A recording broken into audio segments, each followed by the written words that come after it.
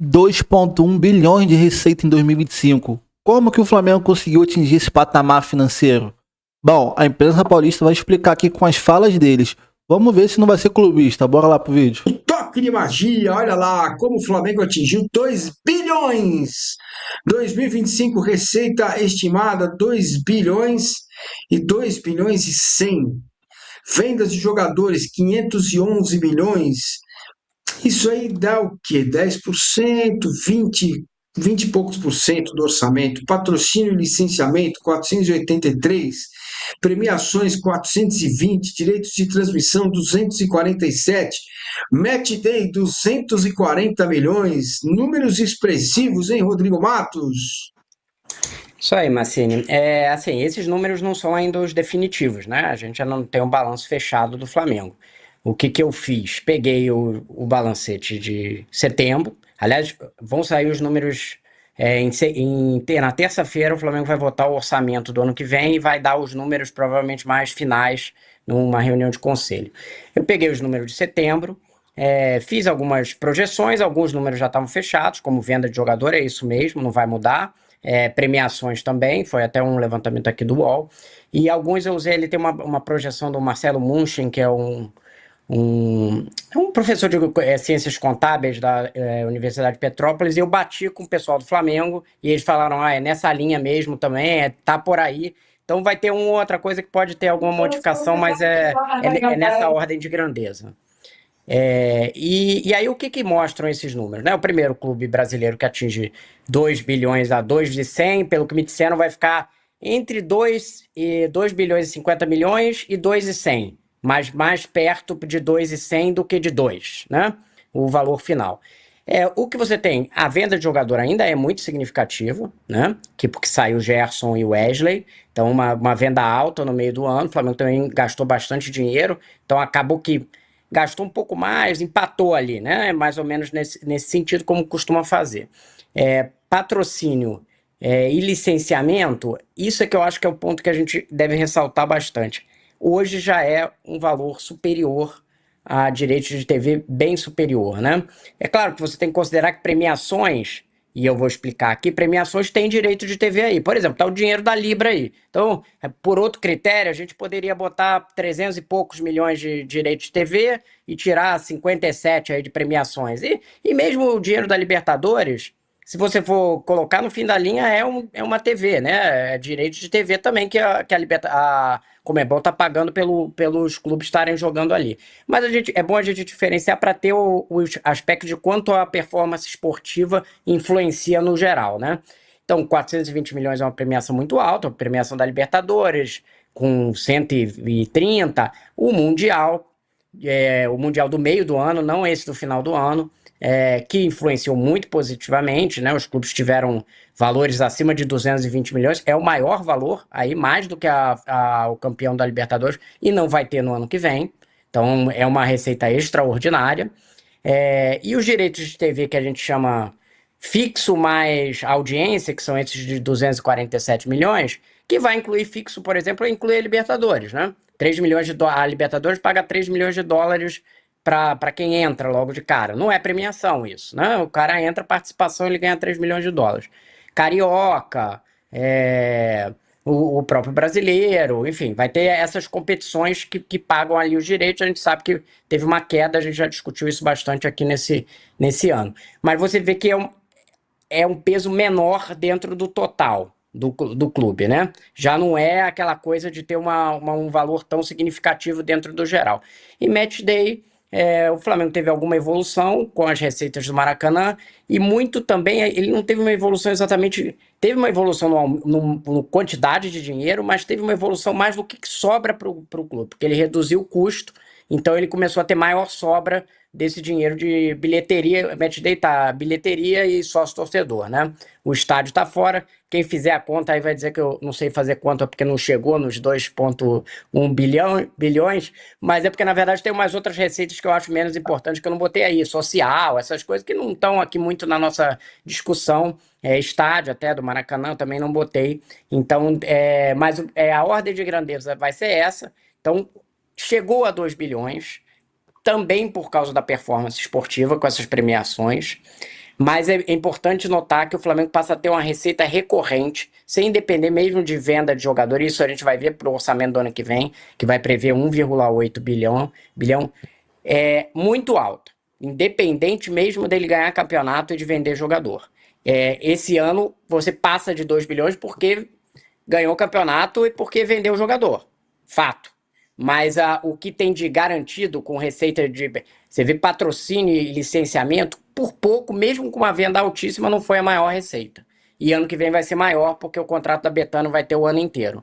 Então, eu acho que o Flamengo está caminhando para uma coisa muito parecida com o que acontece na Europa, que é ter o direito, a propriedade comercial como um valor superior à venda de direito de TV. Olha só, a conta que eu estou fazendo aqui, Massini, que o Flamengo é o que está impulsionando mesmo isso e ele está trazendo como se fosse uma alavanca outros clubes para cima, porque eles precisam ter, isso é muito bom. Precisam tentar se equilibrar. O Palmeiras pode ter 1 bilhão de receitas depois do Flamengo ter batido. Mas a conta do futebol brasileiro, Rodrigo, esses números que eu tenho aqui não são muito exatos, porque a fonte são publicações de vários lugares, mas olha só. É uma aproximação, tá? O primeiro clube brasileiro a bater 150 milhões de receita foi o São Paulo em 2006. Nós estamos falando de 19 anos. Não, faz sentido. 151 milhões de reais. 151 milhões de reais foi receita do São Paulo aproximadamente em 2006. São 19 anos, a gente está multiplicando isso por 14. Ou por quase 14. Né?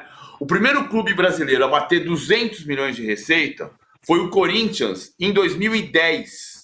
212 milhões. Em 2012, por causa do Mundial de Clubes, o Corinthians foi o primeiro a bater 300 milhões de reais. 358 milhões de reais. Em 2016, o Flamengo já começou essa alavancagem essa alavancagem não é uma palavra ruim do ponto de vista econômico. Essa catapulta de ir saltando de esse trampolim. Em 2016, o Flamengo se tornou o primeiro clube brasileiro a bater 500 milhões de reais de receita. Em 2019, ele bateu 950, ele bateu na trave de fazer 1 bilhão. Eu me lembro de uma conversa da minha ingenuidade, na época conversando com o ex-presidente Rodolfo Landim, que eu perguntei quantas empresas têm 1 bilhão de faturamento no Brasil, com uma coisa assim, extraordinária. Ele falou, nossa, muitas. Mas era um futebol brasileiro nesse salto de 2006 a 2019, você praticamente chegou a 1 bilhão. Aí em 2020 foi pior por causa da pandemia. O Flamengo teve uma queda por causa da pandemia.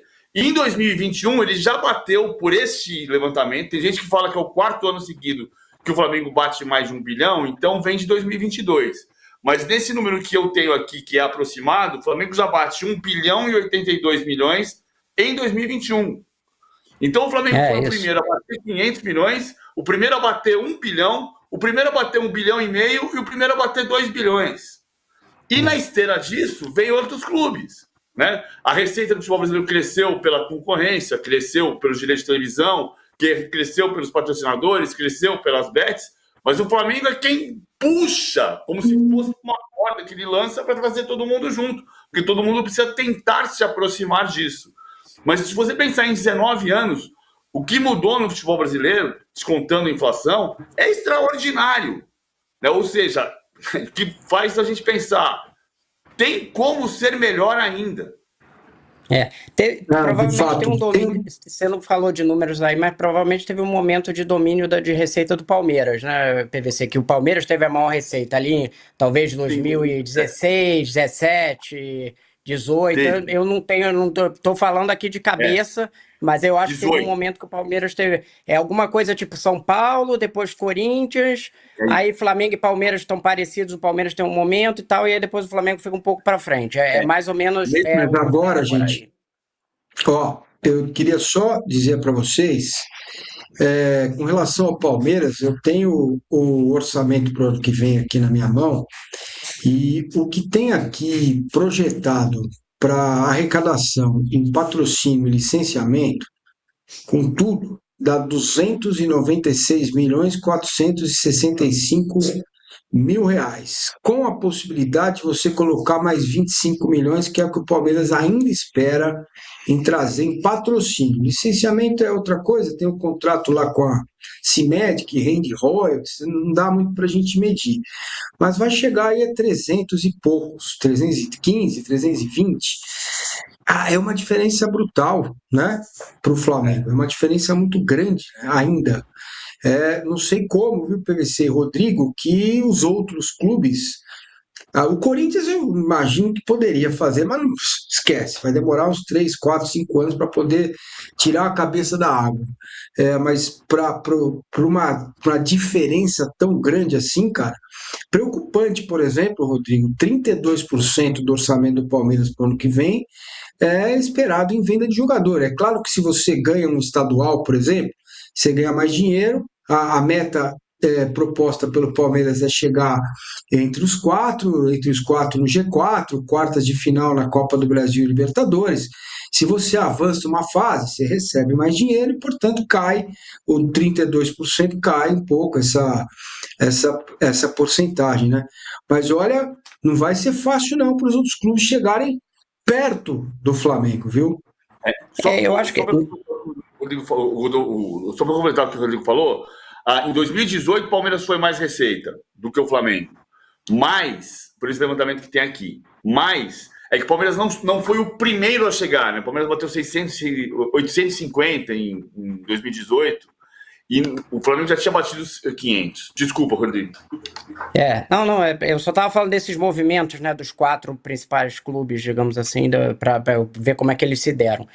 E que são interessantes para olhar para essa história. Massini, quanto ao patrocínio e licenciamento, né, acaba que a comparação é imperfeita porque você não incluiu o licenciamento do Palmeiras, né, mas a ordem de grandeza eu acho que é por aí. Não, tem tudo aqui, Rodrigo.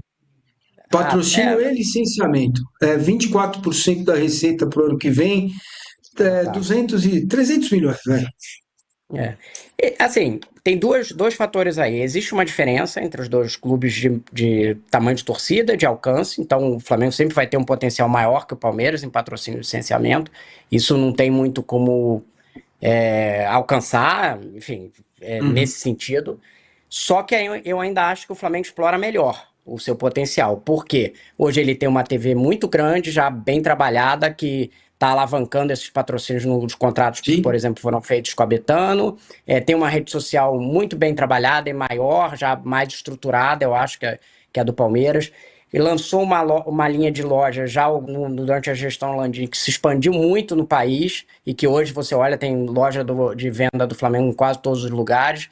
Então, eu não vou dizer que o Palmeiras consegue alcançar, mas eu acho que ele tem potencial para aumentar o que é feito dentro hoje. Do patamar dele. Se ele fizer a mesma coisa que o Flamengo faz, eu acho que ele vai aumentar e a diferença talvez seja reduzida nesse sentido. Eu acho que as duas coisas são verdade, digamos assim, nessa diferença dos dois. E quanto à venda dos jogadores que você citou do Palmeiras, acho que assim, é um método do clube, que é um clube muito eficiente nessa questão de revelação de jogador.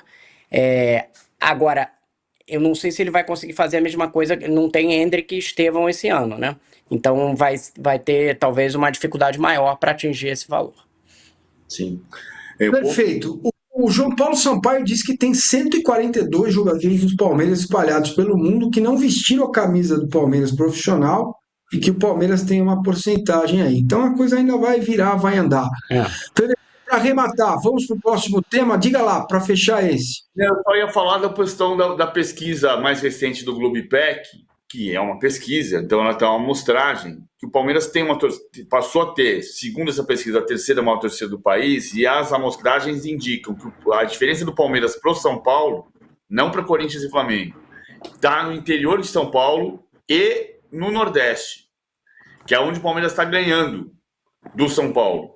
Então, esse potencial, como o Rodrigo falou, das lojas, precisa se espalhar mais. Precisa ter Maceió, Recife, Rio Grande do Norte, Fortaleza, Maranhão. Nesses lugares, a torcida do Palmeiras não é como a torcida do Flamengo, mas ela é significativa. Tem um crescimento da torcida do Palmeiras no Nordeste. Eu já ouvi alguns dados separados, histórias. Sabe que a minha irmã estava no interior da Bahia, eu acho, e ela comentou que um dia que ela passou em alguma cidade e o clássico local era Flamengo e Palmeiras. Tinha uma divisão ali dentro da torcida. Mas o Massini ia falar só para a gente comentar também a declaração do CEO do Grêmio, o Alex Leitão, para fechar era aqui isso a que eu história. queria, é isso aí, boa. é isso que eu queria pegar aqui para a gente comentar, né? O CEO do Grêmio mandou essa aqui, ó.